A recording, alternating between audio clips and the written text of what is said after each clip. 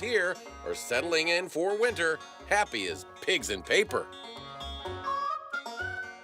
And finally, a safari guide in South Africa captured the moment when an elephant joined him for a dip, at least with his trunk, in the swimming pool at a lodge at the Welgondon Game Reserve. The guide says he could feel the elephant's breath on the back of his neck, but he never felt in danger. This has to be the ultimate photobomb. With intern Louie, that's this week's edition of Lola's Lowdown. Than it was at 4. That'll do it for us at 4. Thank you for your help, Eric. I'll be here all next week. I appreciate it.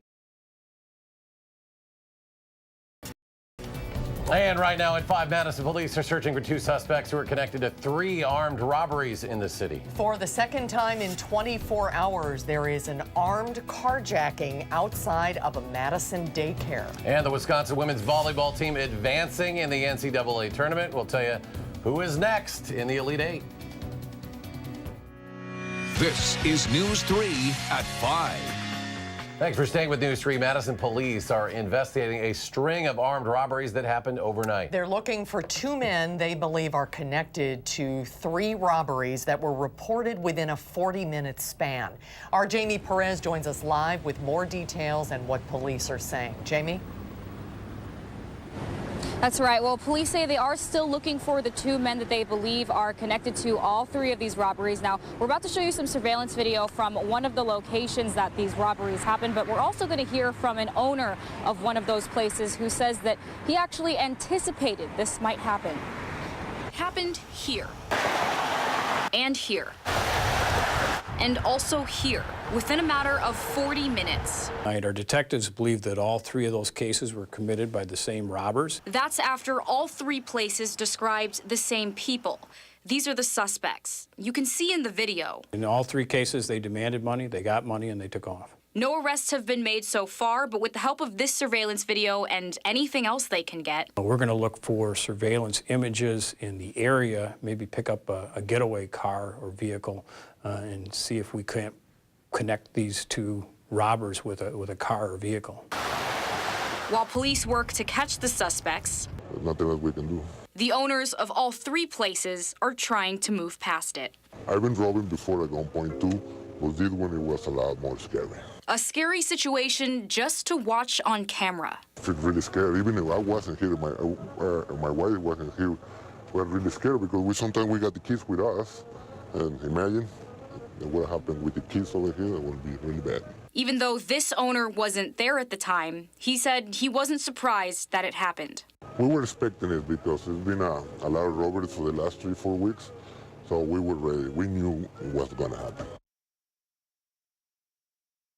A scary situation for everybody involved. Of course, if you have any information that could help Madison police with the investigation, you are asked to give them a call. Back to you. Jamie Perez reporting live. Thank you, Jamie. A woman who was walking her dog was hit and injured by a car on Madison's Far East Side. Madison police say the 26-year-old was crossing Portage Road at Donald Drive when she was hit by a car shortly before 10 last night. She was taken to the hospital with a broken pelvis and a broken leg. Officers say she was in the crosswalk when she was hit. The car's driver, a 46-year-old Madison man, told police he did not see the woman until he was just a few feet away. The driver will be cited on suspicion of failure to yield to a pedestrian. After 2 carjackings in 2 days of cars with children in them, Madison police believe the incidents are connected, and they're on the lookout for 2 young men who are targeting daycare centers. Our Madeline O'Neill joins us with more on what you should know and to keep you and your kids safe. Maddie? Well, a woman and 3 kids are safe today after police say 2 masked men stole the car the children were in waiting for the woman yesterday. It happened outside Great Beginnings Arbor Hills Daycare Center on Todd Drive. Madison police say the 36-year-old woman was inside picking up another child while masked robbers opened the car doors and ordered her family out of the car, including a teen boy in the passenger seat and 2 younger children sitting in the back. Police found the stolen car not long after on Tree Lane, in the same area where a stolen car was found the day before when robbers forced a man and his 3-year-old daughter out of the car at La Petite Academy on Schrader Road. Executive Director of Reach Dane Jen Bailey, which runs Great Beginnings Arbor Hills, says the community as a whole should now be taking extra precautions. We are no longer living in a time where it's safe to leave your vehicle running or unlocked or unattended. So I think it's a lesson for all of us, no matter which center or neighborhood or community that you're in. Bailey says Great Beginnings Arbor Hills is increasing evening security patrols, taking steps to add lighting, and talking with police about increasing the area's safety in general. Reach Dane also sent letters to parents at their 17 locations across Dane and Greene County. In both cases, no one was hurt, and police say victims did do everything right, but the robbers did take valuables from the cars. Again, Madison police believe the same two men are responsible for these crimes at daycares, which is something they've never really seen before, but they're confident in this case they'll find the criminals behind it. Yeah, really scary for everybody involved, but especially the children in those situations. Hope to get some answers there. Maddie, thank you. You're welcome. 11 UW hospital patients have been diagnosed with Legionnaire's disease after UW Health announced that the hot water system could have put patients at risk. Legionnaire's disease is a type of severe pneumonia caused by bacteria that typically present at low concentrations in tap water. In total, the hospital has identified those 11 cases of patients developing the pneumonia. 4 of those patients are being treated at UW Hospital. 6 have either been discharged or are being treated at outpatient facilities. One person who had been hospitalized for serious health conditions died last week. UW Health is working closely with the Wisconsin Division of Public Health for support in additional testing efforts. A former Madison police officer was sentenced to jail time for driving while drunk with a child in the car. Kelly Heft was sentenced to 30 days in jail with Huber today in Dane County Court. Heft pleaded guilty in October to first offense operating while intoxicated with a passenger under the age of 16. A charge for operating with a prohibited blood alcohol concentration with a minor in the vehicle was dismissed. The criminal complaint says someone called 911 after seeing Heft's car plow through some road signs in August of 2017. Her blood alcohol content was 0.27 and she had a child in the back seat. An 18-year-old woman has been sentenced to probation for a crash that killed her friend and classmate in Dane County. Samantha Traynor pleaded no contest to charges of negligent homicide, reckless driving, and criminal damage to property for the July 2017 crash that killed Eric O'Connor. Both Traynor and O'Connor were 17 when Traynor's car hit O'Connor's ATV on a highway. Traynor says she thought O'Connor motioned for her to go around his ATV, but was actually signaling a left turn when he was hit and killed. The judge sentenced Traynor to 18 months probation. Chris Watts, the man who killed his pregnant wife and 2 children, has been transferred from Colorado to a prison in Wisconsin. Watts pleaded guilty last month in a Colorado court to first-degree murder and other charges. He was sentenced to 5 life sentences with no possibility of parole. Authorities said this week he had been transferred outside of Colorado for his own safety. Online records show he is now in the Wisconsin Department of Corrections system.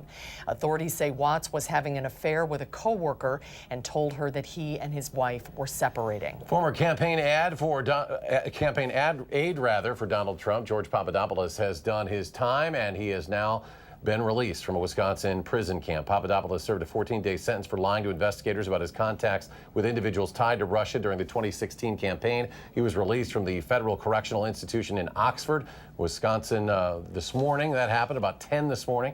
He'll now have 12 months supervised release and must serve 200 hours community service and pay a $9,500 fine. Fire officials are investigating the cause of a fire at a duplex in Fitchburg overnight that displaced all of the residents and caused hundreds of thousands of dollars in damage.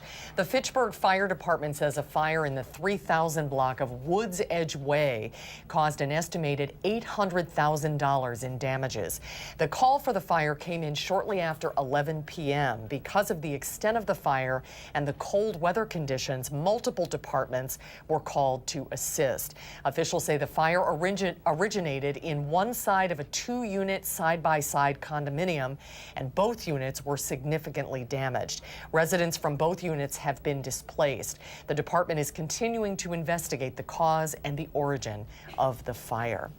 The Salvation Army has just 14 days left in its Christmas campaign, and they're asking for your help. The nonprofit says a majority of their bell ringer shifts are unfilled, and they still need to raise $410,000. Amanda Quintana in the News Center with a message they hope to spread. Amanda?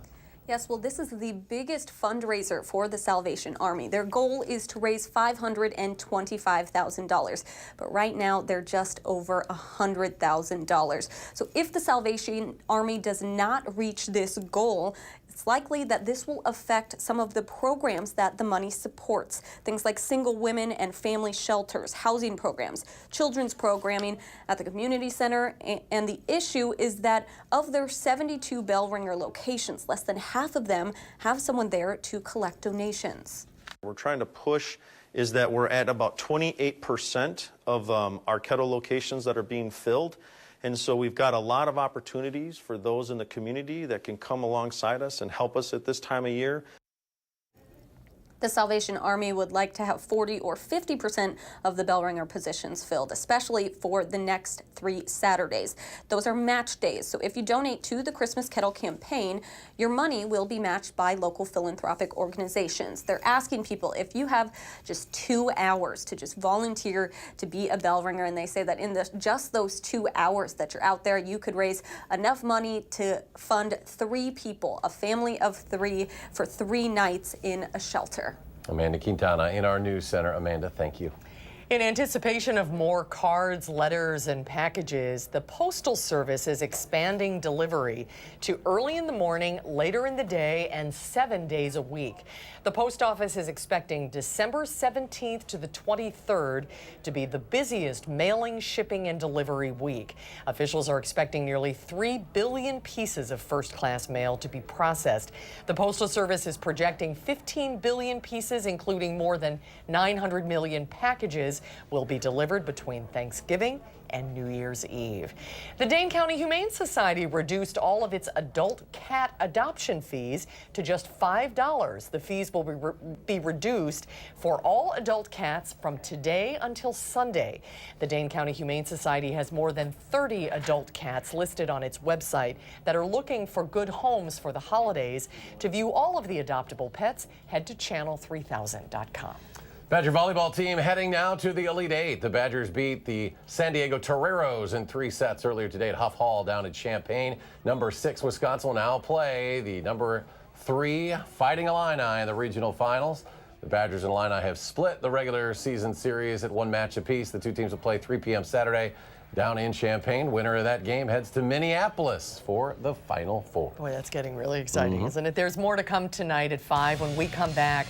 What sentences prosecutors are recommending for ex-Trump lawyer Michael Cohen. I'm meteorologist Gary Canolti live in Verona with the Verona Chamber of Commerce. We've got our Christmas lights ready to go on the air. And I have a special guest, too, at the end of weather. We'll see you in a few minutes live from Verona. And a check of the markets to close the week. The Dow loses another 559 points. The NASDAQ down 219. The S&P lost 63. We'll be right back.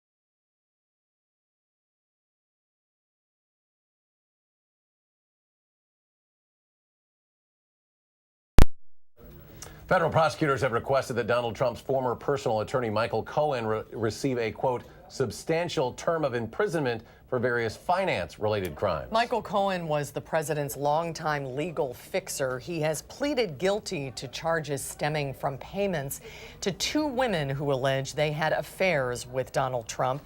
And last week, Cohen admitted he lied to Congress about plans for a Trump Tower project in Moscow.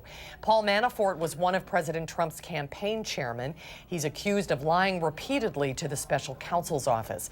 The sentencing memos are significant because they're expected to reveal more details about the special counsel investigation. President Trump is looking to fill a couple of cabinet positions, and he's made up his mind on who he wants to fill the post for Attorney General and U.S. Ambassador to the United Nations. President Trump has picked William Barr to replace acting Attorney General Matthew Whitaker. Barr has served in the position before he was President George H.W. Bush's Attorney General from 1991 to 1993. Barr is still seen as more of an establishment pick and will likely enjoy the full support of Senate Republicans in the upcoming confirmation process. There's no one more capable or more qualified for this role. He deserves overwhelming bipartisan support. I suspect he'll probably get it. President Trump also announced he is nominating State Department spokesperson Heather Nauert to be the U.S. ambassador to the UN. The former Fox News anchor will replace Nikki Haley, who resigned in October. Former FBI Director Jim Comey is testifying privately before 2 Republican-led House committees. He was subpoenaed by Republicans who are probing the FBI's conduct during the 2016 election, including the Russia investigation and the Hillary Clinton email server scandal. A complete farce. We should have an open hearing. All of you should be in the room seeing and listening to Mr. Comey in real time, because what's going to happen is that right in the middle of this thing, the Republicans are going to come out, talk to you, try to spin how things are going in the room, and Mr. Comey won't have a chance to defend himself. Earlier this month, a former FBI director asked a judge to withdraw the subpoena because he didn't want to be interviewed behind closed doors. Both sides eventually came to an agreement. Comey later tweeted that he is free to talk when he's done, and a transcript is released within 24 hours. It has been a chilly close to the work week here across southern Wisconsin with the latest forecast and a whole lot more. Chief Meteorologist Gary Canolfi standing by with a cast of characters in Verona. Gary? Oh, it's our annual tradition, Eric. We're live in Verona at the Senior Center right by Paoli Street and right in downtown Verona. And we are going to be very shortly lighting the Christmas tree lights here in downtown Verona. Now, we also have a special guest. Santa will be with us right at the end of weather. I'm sure he's right at home with the weather that we've had here. In fact, let's start out by showing the snow on the ground. Santa, of course, always very curious to see how much it's going to affect his travel. Right now, there's plenty of snow on the ground to our north and west. Not a lot here. We'll have to ask Santa about that, see what his backup plan is if we don't get any more snow before Christmas. But that had an effect on the temperatures. Notice that they were in the teens here because we had some cloud cover. But to the north and west, where skies cleared out, temperatures were in the single digits, above and below zero, and wind chills were down to around 10 below zero early this morning. Now on Doppler track, you can see some light snow on the other side of Lake Michigan.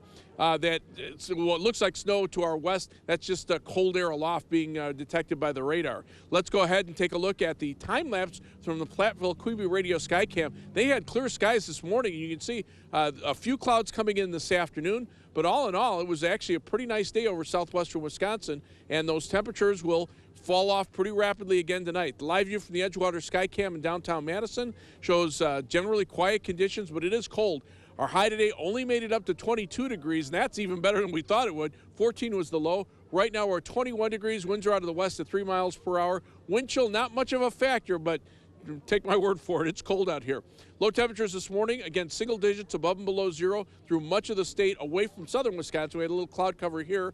Current temperatures are generally in the teens to our north and east, generally around 20 or just a little bit above over southwestern Wisconsin. But on weather track, the upper level winds continue from the northwest.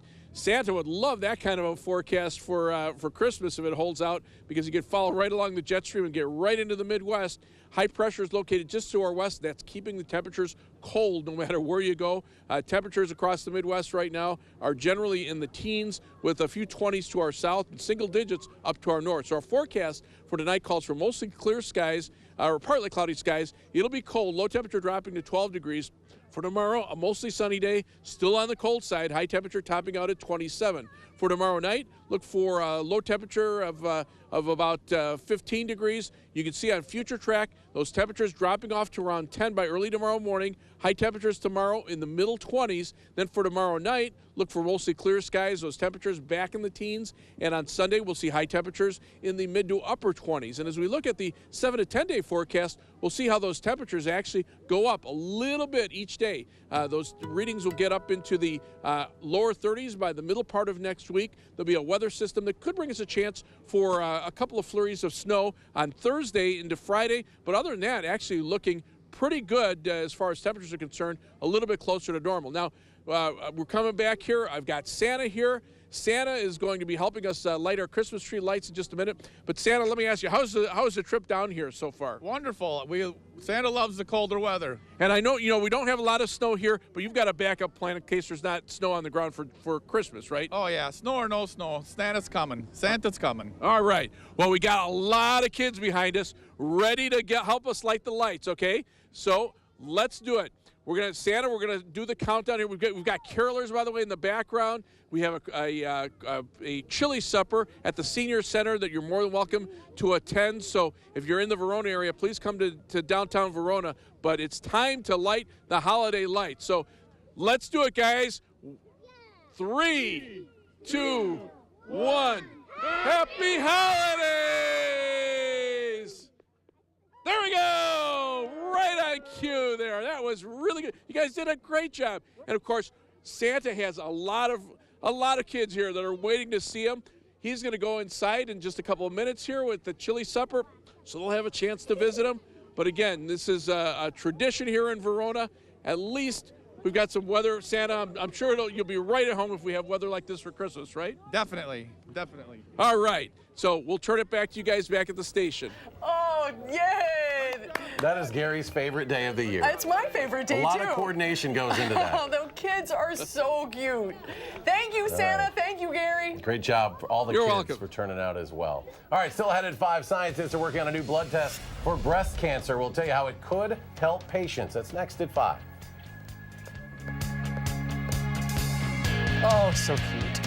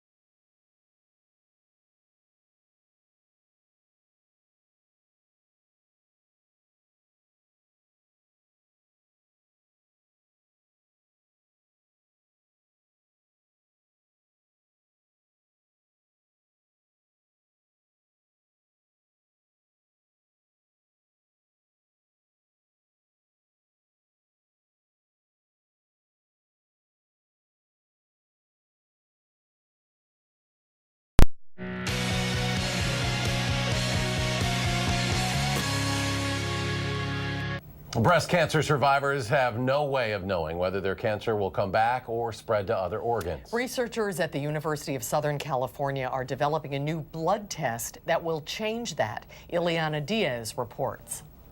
Fabiola Rodriguez beat breast cancer twice. She's back in the lab to get her blood drawn.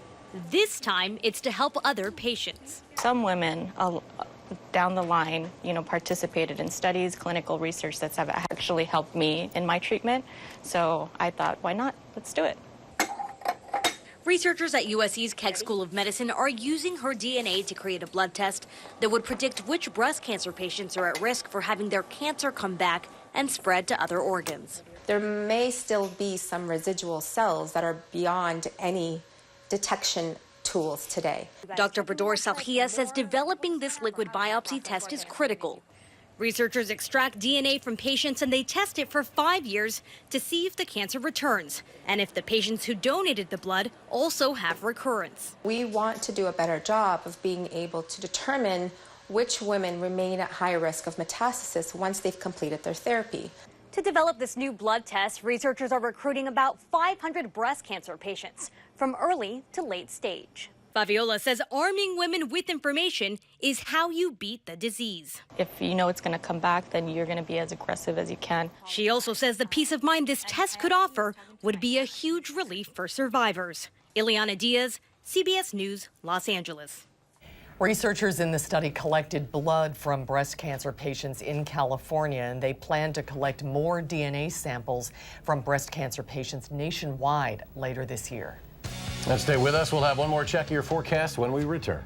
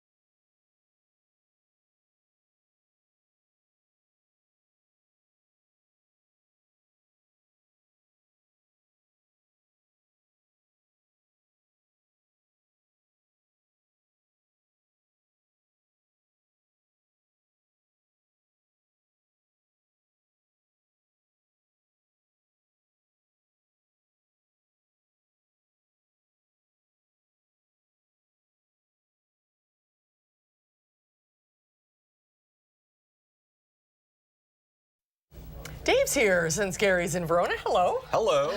The weekend's going to be cold. Yeah, and just a little bit colder than it is in the weather studio right now. But currently at 21 degrees, west wind at 3 miles per hour. Some of us are already into the teens across southern Wisconsin. A pretty similar night playing out tonight compared to what we experienced last night and this morning. Wind chills, though, and it does feel like the single digits across some spots. Your 7-day forecast, that sunny stretch of weather, it arrives for tomorrow, and that sun stays with us into Tuesday. Our next mixed precipitation system arrives for the middle of next week. Dave, thank you, and thanks for joining us at 5. We're back in 30 minutes for News 3 at 6. Stay tuned for the CBS Evening News.